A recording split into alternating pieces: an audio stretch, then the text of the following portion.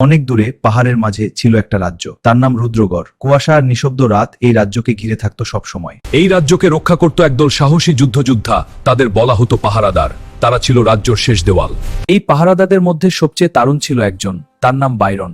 বয়সে ছোট, কিন্তু তার বুকের ভিতরে ছিল আগুন। এক রাতে গুপ্ত চরিত্র খবর নিয়ে এলো শত্রু সেনা আসছে। এই যুদ্ধ জিতা প্রেয় সম্ভব।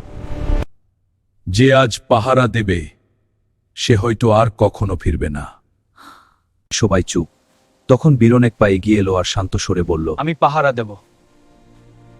রাত নামে, কুয়াশার ভিতরে ঢোল আর তালওয়ারের শব্দ ভেসে আসে। প্রথম আঘাত, তারপর আঘাত, মাটি রক্ততে ভেজে যায়। রক্তে ভিজা শাড়ির নিয়েও বীরন এক পাও পিছিয়ে যায়নি। সে শুধু দাঁড়িয়েছিল রাজ্যর শেষ পাহারাদার হয়ে। ভোরের আলো ফুটতেই শত্রুরা পিছু হতল। তারা বুঝতে পেরেছিল এটু সাহস কেউ ভাঙতে পারে না। বাইরন মাটিতে ঢলে পড়ল, কিন্তু রুদ্রগড় বেঁচে গেল। তার নাম লিখা হলো ইস পাহারাদার। অন্ধকারেরা এসেছে শেষ পাহারাদার হিসেবে, কিন্তু গর্জে উঠুক, আমরা প্রতিশোধ নিব। কিন্তু আমরা শুধু নিজেদের রক্ষা করব না,